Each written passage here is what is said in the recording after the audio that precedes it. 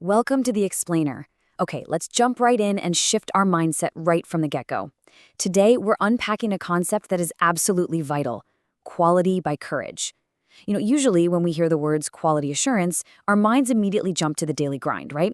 We're thinking about compliance checklists, routine audits, standard operating procedures, all those rigid lot release protocols.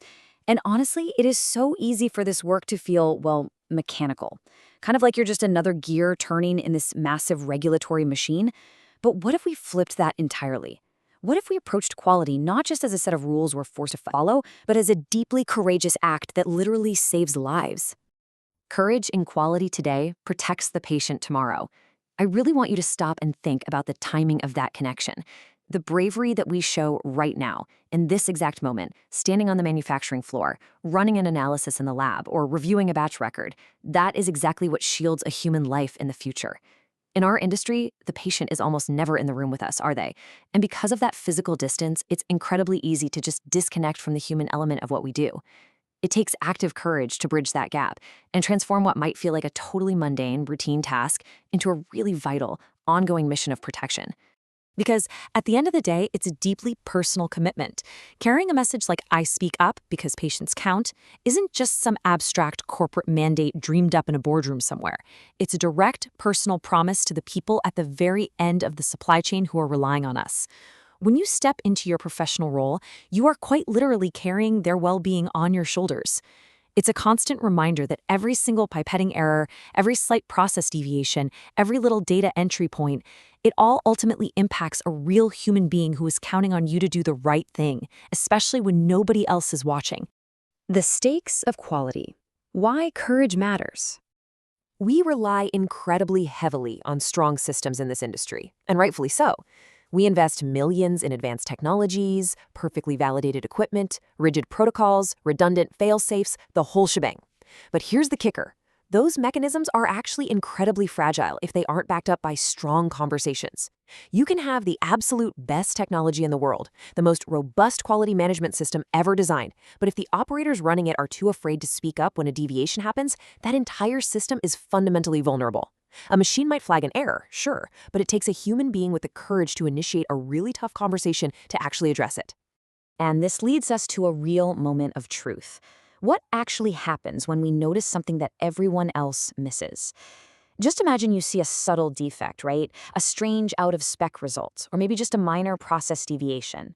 But pointing it out might severely disrupt the status quo. Raising your hand might mean halting a production line for hours. It might mean frustrating a supervisor who's under immense pressure to hit a strict quota or release a highly anticipated batch. It might just make everyone's day a whole lot harder. So in that highly uncomfortable space between spotting a subtle defect and actually sounding the alarm, what do? Identifying the hidden risks, the first step of courage.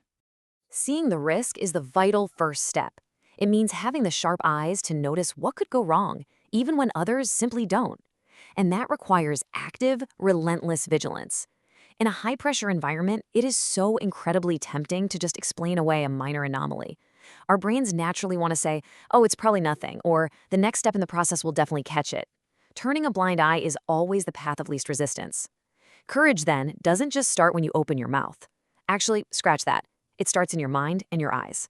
It is the active refusal to take the easy out, choosing instead to lean in, trust your own observations, and fully acknowledge that a hidden danger exists. The power of speaking up, raising concerns early. The moment you cross that threshold into action is when you truly make a difference, because your voice can prevent harm. Raising concerns early isn't about being difficult, and it is definitely not about playing the whistleblower for the sake of drama or trying to catch a coworker making a mistake.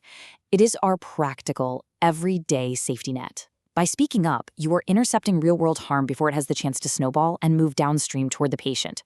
Your voice is quite literally the mechanism that stops a minor oversight from becoming a major recall, or, a devastating medical event.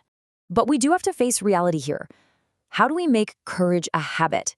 For this framework to work consistently day in and day out across global supply chains, we simply cannot rely on a few lone heroes who just happen to be extraordinarily brave. If it requires monumental bravery every single time someone needs to flag a deviation, well, then the system itself is broken. We have to look at the broader environment. We have to figure out how to move from isolated acts of heroism to systemic psychological safety, making speaking up a standard, expected, and warmly welcomed part of our everyday workflow. Building a courageous team, support, and protect. Because courage is inherently a team sport. It relies so heavily on a foundational pillar of mutual support. Just imagine a junior analyst flagging a weird test result that threatens to delay a massive project. How the senior staff reacts in that exact moment dictates the entire culture. When you back that person up and validate their concern, you build a genuine culture of trust. And when your team knows beyond a shadow of a doubt that they'll be listened to, rather than punished or ostracized for bringing bad news, you organically foster a culture of accountability. You create this psychological safety net that makes stepping up the default behavior, not the exception. Putting the patient first, the ultimate goal. Now, watch how this ecosystem brilliantly builds on itself. It's like a powerful chain reaction. It starts entirely with the vigilance to see a risk, which acts as the catalyst, triggering the voice to speak up. That individual, vulnerable act of speaking up is then caught and validated by a supportive team. Together, that team actively protects the integrity of the quality systems we all rely on. And the culmination of this entire interconnected chain reaction, putting patients first. Every single courageous action you take ultimately weaves together to safeguard a human life at the end of a line. As we wrap up this explainer, we really have to recognize a powerful duality in our profession. Yes, for sure, quality takes immense skill. Your technical training, your deep understanding of the regulations, your precision pipetting, your analytical mind, those are absolutely non-negotiable requirements.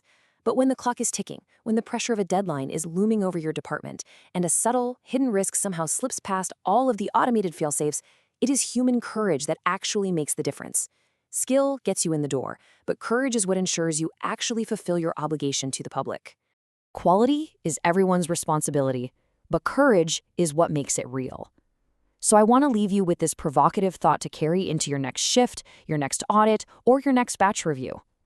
Knowing that your voice is the absolute final, crucial barrier protecting patients from harm, will you choose to be courageous the next time quality is at risk? Thank you so much for joining me for this explainer. Remember, your courage truly matters.